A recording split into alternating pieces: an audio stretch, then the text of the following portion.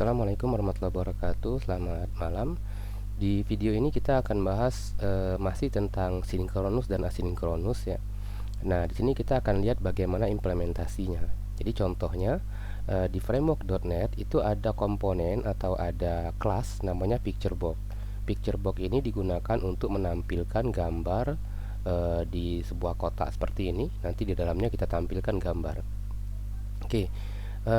Kita langsung saja, gambarnya nanti bisa dari komputer ya, dari komputer kita bisa atau dari internet juga bisa. Nah, kita langsung saja di project sebelumnya.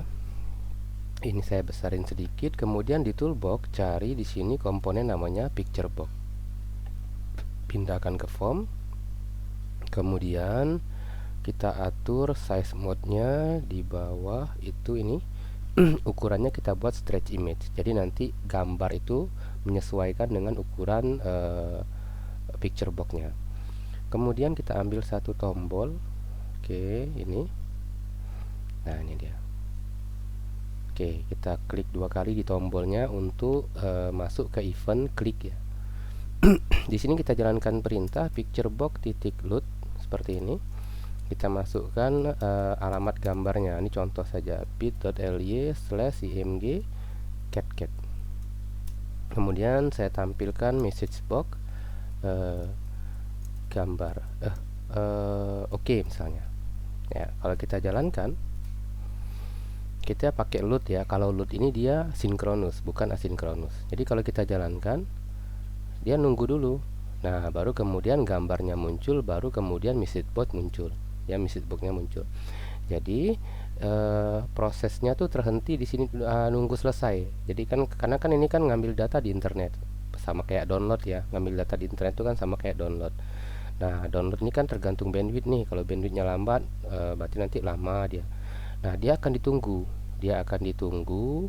Kemudian selesai gambarnya di download dan ditampilkan, baru ditampilkan message box. Makanya kalau kita jalankan, begitu diklik, message box-nya tidak langsung muncul ya, tapi ada jeda dulu. Sekarang kita ganti dia menggunakan load asin ya, ada load asin. Nah, kalau load asin dia sinkronus. Jadi kalau saya klik ini nanti langsung muncul message box-nya ya. Coba F5. Oke, saya klik. Nah, ini langsung muncul nih. Nah, tadi gambarnya kan jadi kayak gambar apa namanya tuh, no image dulu ya. Nah, jadi saya ulang nih. Nah, jadi begitu diklik dia langsung muncul. Kenapa? Karena ini kita menggunakan asinkronus. Jadi ketika ini dieksekusi, karena dia asinkronus, maka dia tidak perlu ditunggu ya. Compiler akan lanjut baca yang kode berikutnya. Ini contoh penerapan di .NET ya, di framework.net-nya. Jadi ada metode namanya load. Kalau load dia akan nunggu. Kemudian ada metode namanya load asin. Kapan kita pakai load dan kapan kita pakai load asin? Nah, ini sesuai kebutuhan. Misalnya kalau gambar tuh kayaknya kita pakainya load asin lah ya. Tapi kalau maksud saya kapan sih asinkronus dan kapan sinkronus misalnya. Nah, contohnya misalnya seperti ini. Saya mau klik tombol login.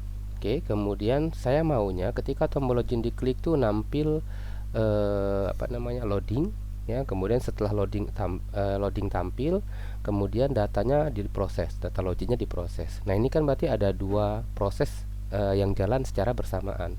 Proses pertama adalah menampilkan loading. Proses kedua adalah memproses loginnya sendiri, kode untuk loginnya sendiri. Nah, ini berarti kita butuh nih asinkronus gitu. Tapi kalau misalnya kita maunya klik login, nanti kemudian kita cukup satu proses saja nih, langsung muncul login berhasil, itu berarti tidak masalah ya, kita tidak perlu asinkronus. Nanti mungkin di contoh-contoh lain ya kita coba nih. Kalau picture box ini kayaknya kita pakai load asin lah, lebih enak ya, supaya dia tidak nge-freeze ya. Kalau kita pakai load saja dia pasti nge-freeze nanti. Nge-freeze maksudnya kita tidak bisa ngapa-ngapain di formnya. Jadi sebelum dia muncul nih, saya klik di sini tidak bisa. Nah, kalau dia sudah muncul baru kemudian bisa diklik. Oke, silahkan dicoba. Nanti kita akan bahas lagi materi kita berikutnya, yaitu tentang HTTP client ya. Kita akan bahas tentang API. Oke, saya cukupkan sampai di sini. Assalamualaikum warahmatullahi wabarakatuh. Selamat malam.